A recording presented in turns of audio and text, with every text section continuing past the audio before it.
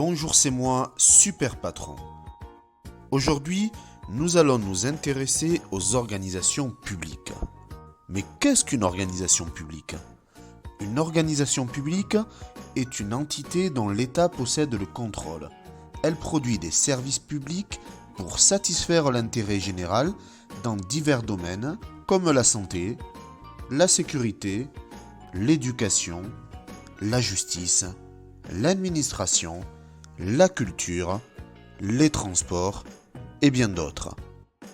Un service public est une activité d'intérêt général, prise en charge par l'État ou par une entité privée sous le contrôle de l'État. Le principe public répond à 3 principes. Tout d'abord, le principe d'égalité. Chaque citoyen a accès aux services publics sans distinction d'origine, de sexe, de classe sociale, et la qualité du service rendu est le même pour tous. Deuxième principe, le principe de la continuité. Le service public fonctionne sans interruption. Troisième principe, le principe d'adaptabilité. Le service public doit évoluer au gré des mutations sociétales.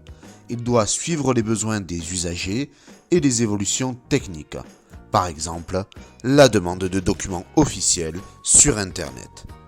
Ces services sont rendus gratuitement ou quasi gratuitement. Les services publics sont donc des services publics non marchands. L'organisation ne réalise pas de bénéfices.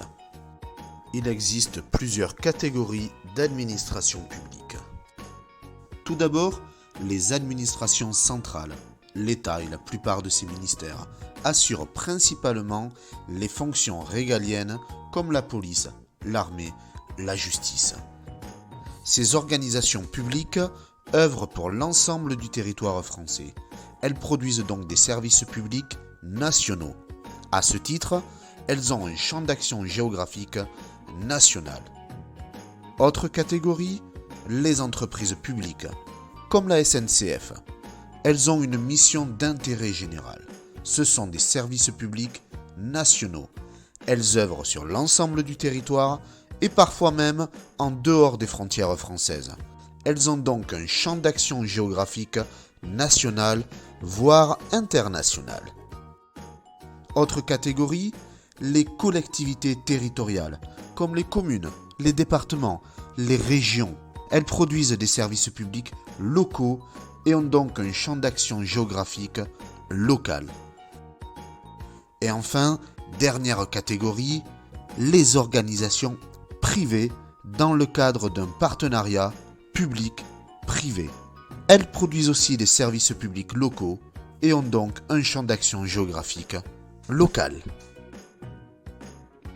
Voilà, c'est tout pour moi. Je vous remercie de m'avoir écouté et je vous dis à une prochaine fois. Au revoir.